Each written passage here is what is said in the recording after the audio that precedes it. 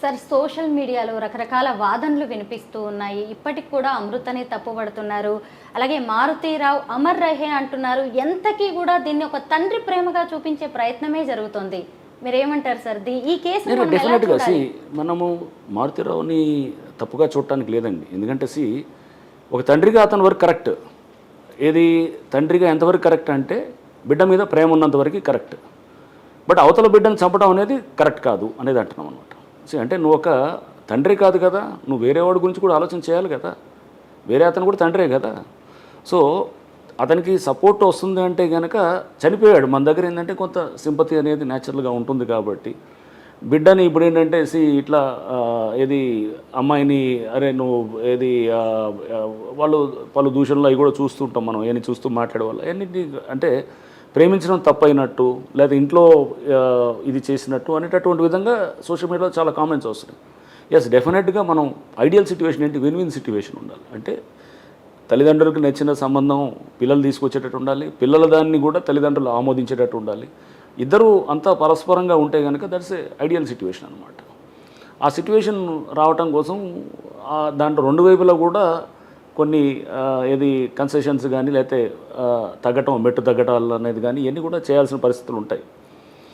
దానికి చెప్తున్నాం కదా, ఇతను బహుశా మీరు కొత్త బంగారు లోకం సినిమా చూస్తుంటే కనుక ఇది చాలా క్లియర్గా కనబడుతుంటుంది అనమాట. సో అంటే అది అంటే డిఫరెంట్ కాంటెక్స్లో ఉండొచ్చు కానీ బట్ ఇట్లాంటి ఒక సిచ్యువేషన్ వచ్చినప్పుడు దాన్ని మనిషికి అన్నీ ఎట్లా వస్తుందండి, మనం నడిచేటప్పుడు నడిచి మంచాలు పట్టుకొని చిన్న ఏది కార్డ్స్ పట్టుకొని లేకపోతే టేబుల్ పట్టుకొని నడుచుకుంటూ గోడను పట్టుకొని నడుస్తాం.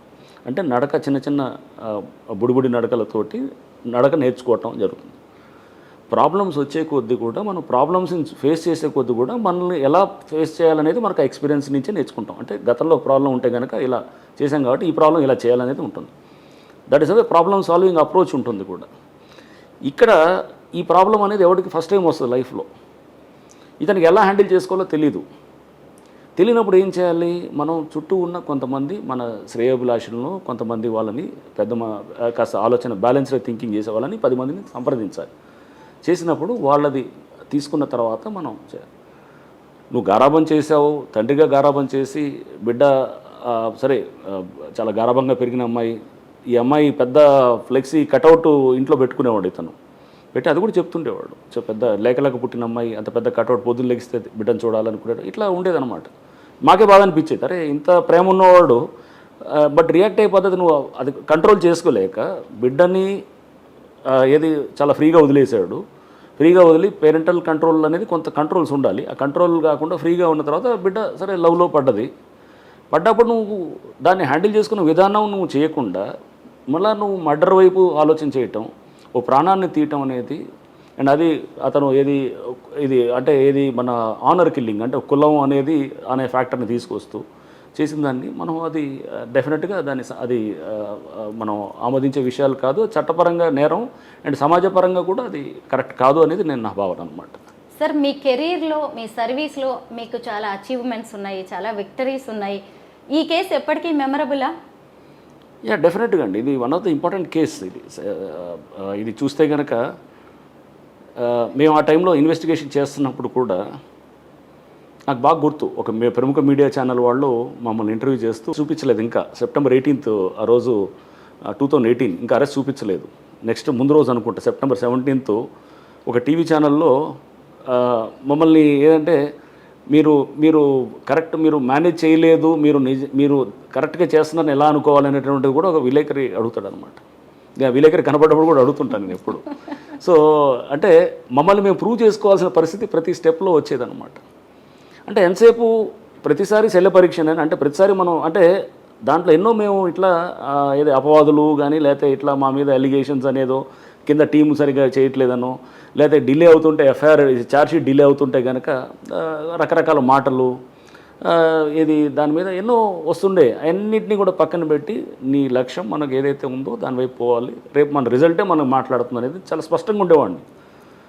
అదే అనుకున్నట్టుగానే వచ్చింది, రిజల్ట్ కూడా అలానే వచ్చింది. సో మనం మాట్లాడేవాళ్ళు 100 రకాలుగా మాట్లాడతానండి. అన్నీ తీసుకుంటే కనుక మనం పనిచేయలేము అన్నమాట.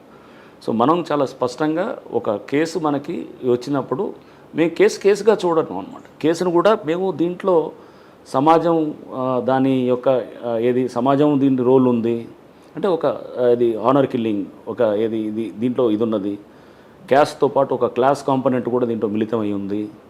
అండ్ ఇది సోషల్ ఇష్యూగా చూస్తాం. అండ్ ఒక ఫ్యామిలీలో జరిగినటువంటి ఇష్యూని అది అందరూ ఎందుకు కనెక్ట్ అయ్యారంటే కనుక ఇది అందరూ సమాజం అంతా కనెక్ట్ అయిందనమాట. సో ఇట్స్ మాకు కూడా ఒక సమాజం గురించి నేర్చుకోవడానికి, అసలు ఇష్యూలో ఉన్నటువంటి దాని హ్యూమన్ బిహేవియర్స్ని అంచనా వేయడానికి, ఒక టీనేజ్ సైకాలజీని తెలుసుకోవడానికి, ఒక పేరెంటల్ కంట్రోల్స్ ఏ విధంగా ఉండాలనే దాన్ని అర్థం చేసుకోవడానికి ఈ కేసు చాలా దోహదపడ్డది. ఇంతేకాకుండా టెక్నాలజీస్లో రకరకాల టెక్నాలజీస్ని యూజ్ చేస్తూ సైంటిఫిక్ ఎవిడెన్స్ని కూడా మేము గ్యాదర్ చేస్తూ మాకు దీంట్లో కూడా మాకు ఒక దర్యాప్తులో ఒక ఇంకా నెక్స్ట్ అడ్వాన్స్డ్గా పోవడానికి కావాల్సినటువంటి పద్ధతులను కూడా ఈ కేసు ద్వారా నేర్చుకోవడం జరిగిందనమాట. సార్, కొంతమంది మేము ఏం చేసినా చెల్లుతుంది, డబ్బుతో దేన్నైనా మేనేజ్ చేయొచ్చు అనుకుంటారు. ముఖ్యంగా ఈ ప్రణయ్ హత్య కేసు తర్వాత అవంతిక అలాగే హేమంత్ అనే వాళ్ళది కూడా మర్డర్ జరిగింది సార్. అది కూడా పరువు హత్యే. ఆ తర్వాత రీసెంట్గా సూర్యాపేట జిల్లాలో భార్గవి కృష్ణ మర్డర్ కేసు. ఇలా కొంతమంది చట్టాలు, పోలీసులు, న్యాయస్థానాలని చాలా తక్కువ అంచనా వేస్తూ ఉంటారు.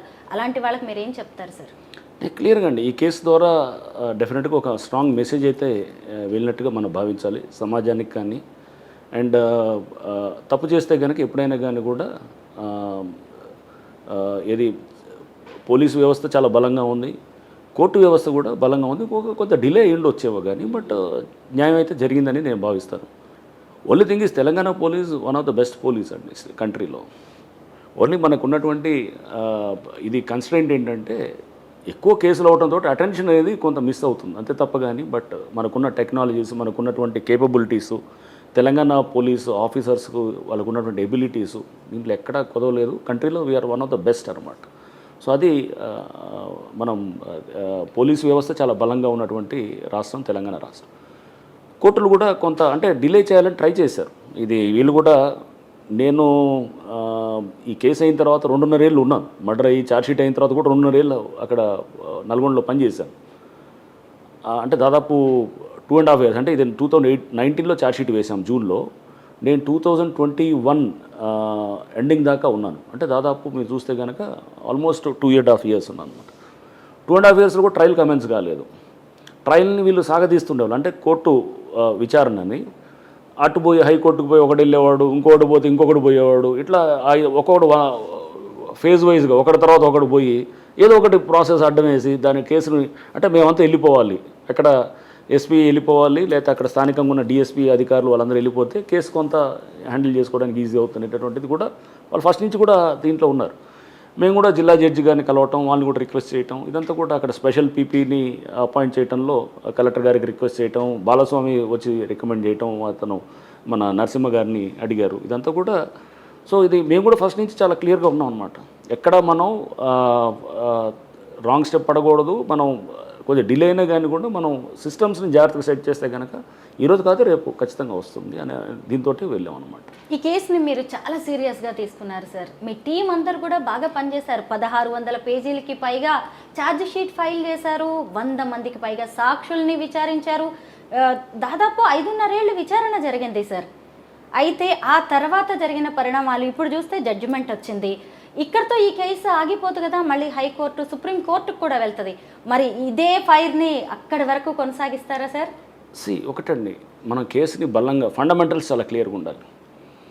ఇదే ఫైర్ అంటే నేనేం చేసింది ఏం లేదు. నేను వచ్చేసిన తర్వాత నల్గొండ జిల్లా నుంచి వచ్చేసిన తర్వాత నేను వేరే జిల్లాల్లో పనిచేశాను. వరంగల్ కమిషనర్గా వెళ్ళాను, సిటీ ట్రాఫిక్ కమిషనర్గా, సిటీ ట్రాఫిక్ జాయింట్ కమిషనర్గా ఉన్నాను, హైడ్రా కమిషనర్గా వచ్చాను. అక్కడ స్థానిక పోలీసు వాళ్ళు పర్సూ చేస్తూ ఉంటారు. బట్ ఎంత పర్సూ చేసినా ఫండమెంటల్స్ మనకి చాలా స్ట్రాంగ్ ఉండాలి. అంటే కేసు బలంగా ఉండాలి. అందుకోసం మేము ఫస్ట్ నుంచి కూడా అన్ని సాక్ష్యాలు రేపు ఓరల్ ఎవిడెన్స్ అంటే సాక్ష్యాలు చెప్పేవాళ్ళు, సాక్షులు రేపు వాళ్ళు మేనేజ్ చేయబడ్డా కానీ కూడా టెక్నాలజీ అనేది రేపు దాంతో బిల్డ్ చేస్తే కనుక సాంకేతిక పరిజ్ఞానాన్ని వాడితే ఆ కేసు ఎటు మనం చాలా స్ట్రాంగ్ ఉంటాం అనే దాంతో ఫస్ట్ నుంచి కూడా ప్రతి సాక్ష్యాన్ని కూడా 4-5 కోణాల్లో మేము విచారణ చేసినప్పుడు మేము ఇట్లానే కూర్చునే వాళ్ళం. 10 మంది టీం కూర్చొని నా ఎస్పీ ఆఫీస్లో నా రూమ్లో కూర్చున్నప్పుడు డిస్కషన్ చేస్తుండేవాళ్ళం. నేను ఒక ఎవిడెన్స్ పెట్టగానే దాని మీద నేనే క్వశ్చన్స్ రేస్ చేస్తుండేవాడిని. సో తర్కం అనమాట. అంటే ఈ క్వశ్చన్ అయితే డిఫెన్స్ అడ్వకేట్ ఎలా రియాక్ట్ అవుతాడు, క్రాస్ ఎగ్జామినేషన్ ఎలా ఉంటుంది, సో ఏం వస్తుంది క్వశ్చన్, అందరూ కూడా కాంట్రిబ్యూట్ చేస్తుండేవాళ్ళు. ఒక డిస్కషన్ లాగా ఉండి లేట్ నైట్స్ కూడా కూర్చున్న సందర్భాలు ఉన్నాయి. శ్రీనివాస్ మిర్యాలగూడ డిఎస్పీ అప్పుడు ఉండేవారు. సో ఆయనతో పాటు ఉన్నటువంటి inspectors, next SIs, technical team చెప్పాను కదా, రాజశేఖర్ అండ్ సుధీర్ వీళ్ళందరూ కూడా ఇంకా చాలామంది ఉండేవారు. హాలియా అప్పుడు ధనుంజయన్ ఇన్స్పెక్టర్ ఉండేవారు. నెక్స్ట్ టాస్క్ ఫోర్స్ టీం ఉండేవారు, పిఎన్డి ప్రసాద్ అని ఉండేవారు. నెక్స్ట్ చాలామంది, అంటే అందరూ కూడా దీంట్లో మనసు పెట్టి ఒక టీమ్గా చేశారు. డీజీ గారు అప్పుడు మహేందర్ రెడ్డి గారు, ఐజీ గారు స్టీఫెన్ రవీంద్ర గారు, ప్రాసిక్యూషన్ టీం చాలా స్ట్రాంగ్గా నరసింహ గారు, అందరూ అంటే అందరూ ఒక కలెక్టివ్గా చేయడంతో ఇప్పుడు రిజల్ట్ వచ్చింది. జస్ట్ ఎవరో ఒకళ్ళిద్దరు అనుకుంటే రాదు అనమాట. ఇట్స్ టీమ్ ఎఫర్ట్ తోటి ఇంత మంచి రిజల్ట్. అంటే అందరు వెళ్ళిన తర్వాత కూడా మేనేజ్ చేయాలని చాలా ట్రై చేశారు వాళ్ళు, సాక్షులు కానీ ఇవన్నీ కానీ. బట్ ఎక్కడ వర్కౌట్ కాలేదు. అండ్ క్లియర్గా మేము ఫస్ట్ నుంచి అదే ప్రిజంప్షన్తో ఉన్నాం కూడా. సో రేపు నేను అనుకోవటం హైకోర్టులో కూడా ఫండమెంటల్స్ క్లియర్గా ఉన్నప్పుడు రేపు హైకోర్టులో కూడా రివ్యూకి వచ్చినా కానీ కూడా ఐ డోంట్ థింక్ వాళ్ళకి ఎటువంటి రిలీఫ్ వస్తుందని నేను అనుకోను. ఈవెన్ సుప్రీంకోర్టుకి వెళ్ళినా కూడా పెద్ద రిలీఫ్ ఉంటుందని కూడా నేను అనుకోను. అమృత ప్రణయ్ కేసులో చాలా విషయాలు మాతో షేర్ చేసుకున్నారు sir. Thank you so much for your valuable time. Thank you.